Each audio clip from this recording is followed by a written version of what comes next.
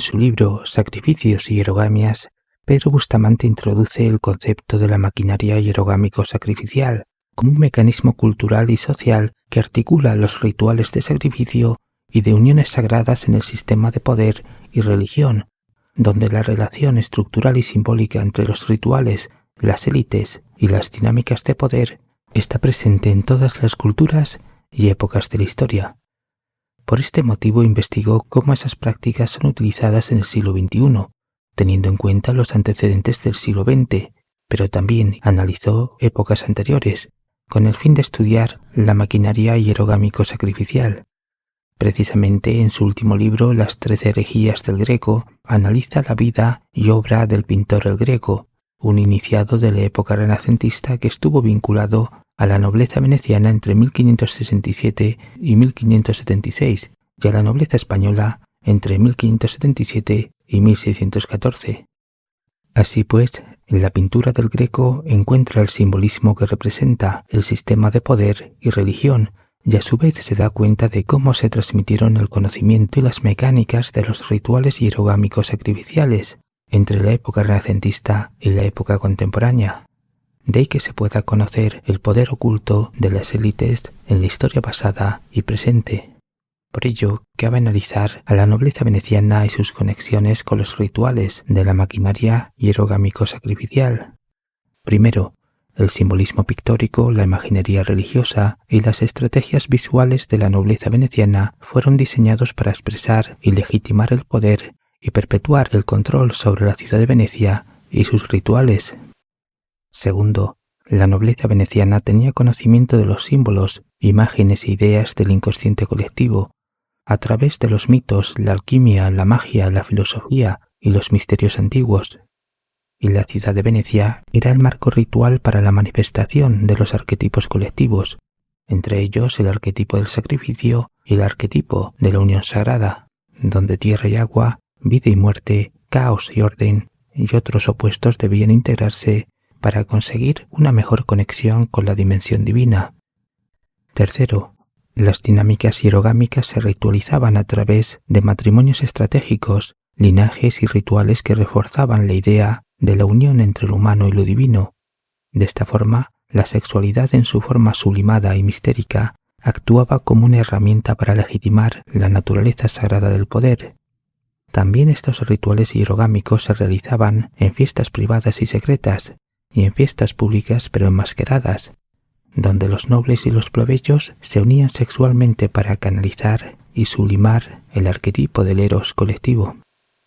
Cuarto, el ritual de la hierogamia es un acto simbólico que tiene el sentido alquímico de unir los opuestos y evitar las tensiones dentro de la nobleza veneciana, ya que esa práctica debía unificar y fortalecer la psique colectiva de la nobleza veneciana para poder articular los distintos poderes políticos, religiosos y socioeconómicos, y así poder dirigir las energías libidinosas, agresivas y sociales como consecuencia de los rituales dionisíacos de violencia y goce, ya que el sufrimiento, el miedo, el deseo y el placer son fuentes de energía.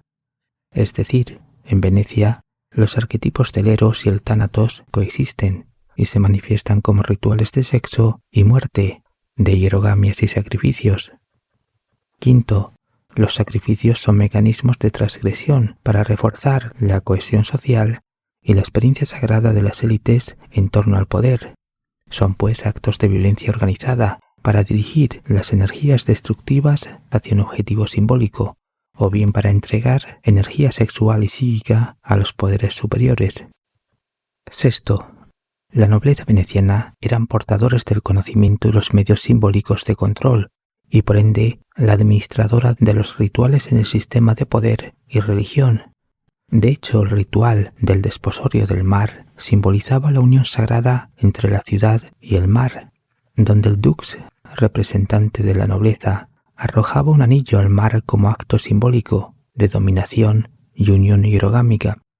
Con esta ceremonia se fortalecía y renovaba la autoridad de la élite veneciana en el plano sagrado, legitimando así su poder político, económico y religioso ante los ciudadanos. Séptimo, el libro de oro era un registro exclusivo de los nombres de las familias nobles venecianas. es decir, solo unos pocos tenían acceso al poder y al conocimiento de los mecanismos rituales,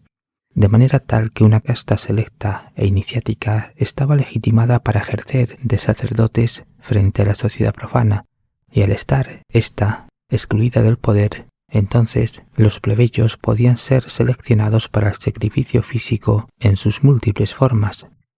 Octavo, para pertenecer a la nobleza y mantener su estatus sagrado en el libro de oro, las familias debían demostrar su dedicación a la república mediante contribuciones económicas, alianzas estratégicas y actos públicos que reforzaran su legitimidad y continuidad, por lo que debían realizar sacrificios simbólicos y reales para justificar su prestigio y posición dentro del sistema de poder y religión.